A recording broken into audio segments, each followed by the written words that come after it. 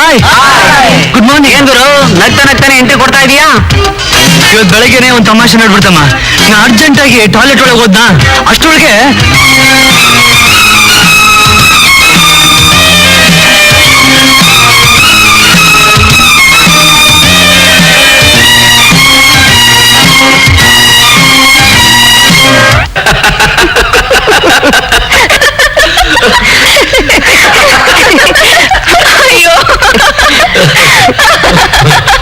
ಹೇಮಾ, ಎಷ್ಟೇ ನಗೋದು ಅಪ್ಪ ಮಗಳಿಬ್ರು ಸೇರ್ಕೊಂಡು ಸಾಕ್ ನಕ್ಕಿದ್ದು.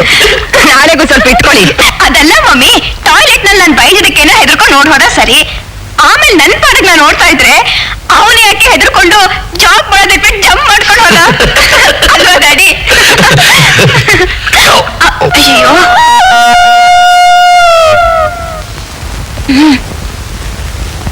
ಸಾರಿ. ದೊಡ್ಡವ್ರು ಹೇಳೋದು ಬೆಳಿಗ್ಗೆ ಬೆಳಿಗ್ಗೆ ಯಾರಿಗೂ ತಮಾಷೆ ಮಾಡಬಾರ್ದು ಅಂತ. ಏನ್ರಿ, ನೀವು ಸ್ನಾನಕ್ಕೆ ಹೋಗ್ರಿ. ಅಲ್ವೇ, ನೀ ಹೀಗೆ ಕೂತಿರ್ತೀಯಾ ಇಲ್ಲ ತಿಂಡಿ ಗಿಂಡಿ ತಿಂದು ಕಾಲಿಗೆ ಹೋಗ್ತೀಯಾ?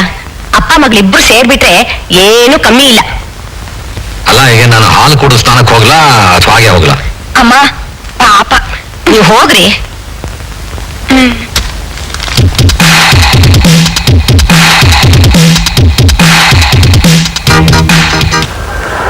ಮ್ಯಾಚ್ ಮುಗೀತಾ? ಇಲ್ಲ, ಲಾಸ್ಟ್ ಓವರ್ ಐತೆ. ಸ್ಕೋರ್ ಎಷ್ಟು? 168. ಇನ್ನು ಎಷ್ಟು ಬೇಕು? ಅದೆಲ್ಲ ಗಣ್ಬೇಕು. 6 ಬಾಲ್ ಐತೆ. ಕಪಿಲ್ ದೇವ್ ಇದಾನ? ಅವನು ಔಟ್ ಆದ. ಅಯ್ಯೋ, ಕಪಿಲ್ ಔಟು.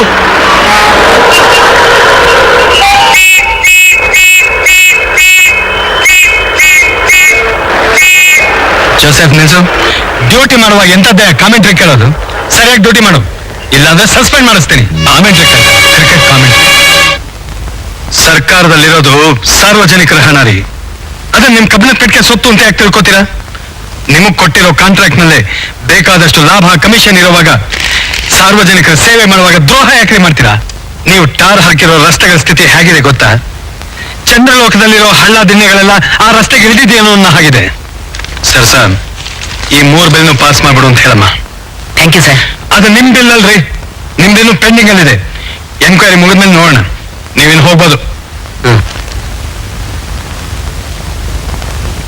ಕಾಫಿ ತರಿಸ್ಲಾ ಸರ್? ಬೇಡಮ್ಮ, ಇದು ಇಂಡಿಯಾ ದೇಶದ ತಲೆನೋವು. ಕಾಫಿಗೆ ಹೋಗೋ ತಲೆನೋವಲ್ಲ. ದೇಶಕ್ಕೋಸ್ಕರ ಪ್ರಾಮಾಣಿಕವಾಗಿ ದುಡಿಯೋ ವಿದ್ಯಾವಂತ ಯುವಕರು ಇಂಥ ಕೆಲ್ಸಕ್ಕೆ ಬಂದಾಗ್ಲೇ ನಮ್ ತಲೆನೋವು ಹೋಗೋದು. ನನ್ನ ಮಗನ ವಿದ್ಯಾಭ್ಯಾಸ ಮುಗಿಲಿ, ಅವ್ರ ತರಹ ದೊಡ್ಡ ಇಂಜಿನಿಯರ್ ಮಾಡ್ತೀನಿ ಅವನ್ನ. ಸರ್, ನಿಮ್ ಮಗ JR ವಿಶ್ವನಾಥ್ ತರ ಕ್ರಿಕೆಟ್ ಸ್ಟಾರ್ ಆಗ್ತಾರೆ ಅಂತ ಇವತ್ತು ಪೇಪರ್ ಅಲ್ಲಿ ಬರ್ದಿದ್ದಾರೆ ಸರ್.